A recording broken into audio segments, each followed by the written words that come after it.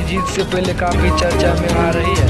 उसकी सबसे बड़ी वजह भोजपुरी की एक्ट्रेस अक्षरा सिंह आ रही है। दरअसल गरिमा देवी के मेयर प्रत्याशी जिसके लिए रविवार को Bhojpuri star Akshara Singh road show में आई थी।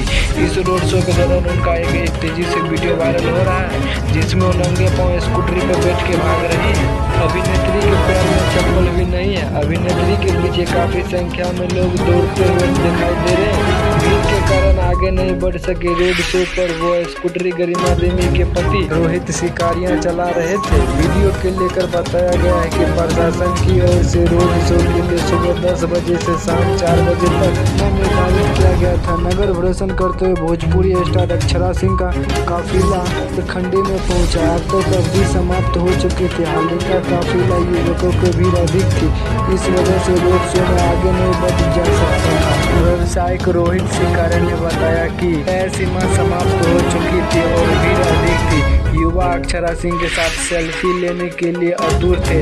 ऐसे में जब रोड शो खत्म हो गया तो एक्ट्रेस को भीड़ ने सेल्फी के लिए रोक लिया और देखते देखते भीड़ बढ़ती गई। इसी हालात में संभालना मुश्किल हो गया था। ऐसे में रोहित शिकारिया अभिनेत्री को स्कूटरी पर बैठा कर ले और भीड़ से बचाएं। अगर ये ऐसा खबर सुनना चाहते हो तो हमारे चैनल को सब्सक्राइब करें और साथ में बेल आइकन